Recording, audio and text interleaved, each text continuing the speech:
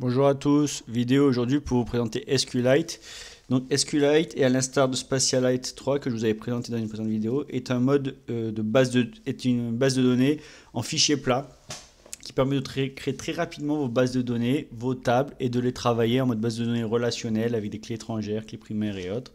Donc c'est assez ergonomique, peut-être que c'est un peu désuète, je ne sais pas. Mais en tout cas, moi je suis fan de SQLite comme de Spatialite. Donc voilà, moi j'aime beaucoup.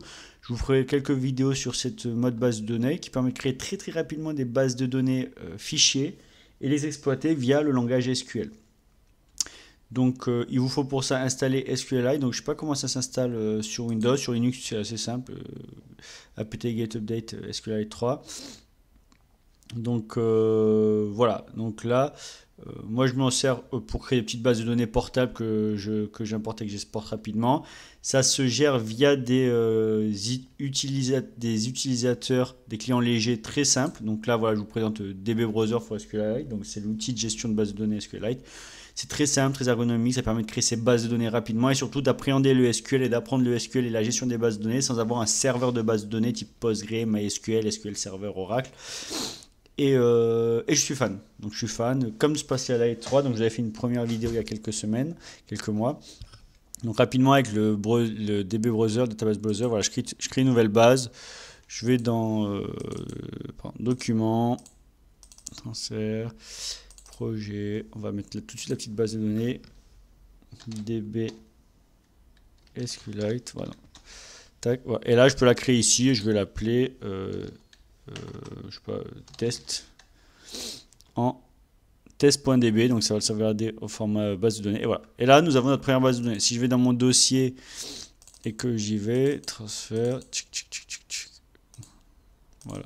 J'ai ma base de données qui est ici en mode fichier.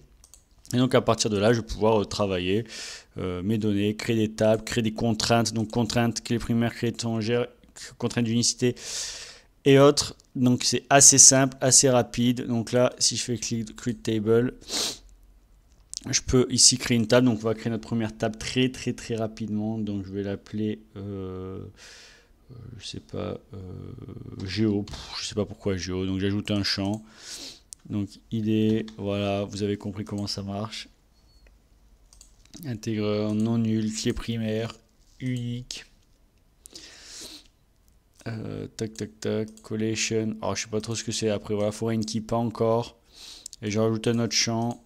Non, name. Allez hop. On va faire ça très vite. Text. Voilà, non nul, primary key. Non. Tac. Ok. Et voilà, j'ai créé ma première table ultra rapidement. Et si je veux l'avoir, je peux l'avoir ici. Voilà. Donc, ça, c'est vraiment un mode base de données qui est super. Et si je veux éditer ça en SQL, clic droit. Là, je peux exporter là. Et puis, je pense que le SQL, alors, execute SQL, c'est ici. Je suis fan, j'aime beaucoup. Ça peut paraître désuète, mais ça permet de faire pas mal de choses et surtout d'apprendre le SQL rapidement.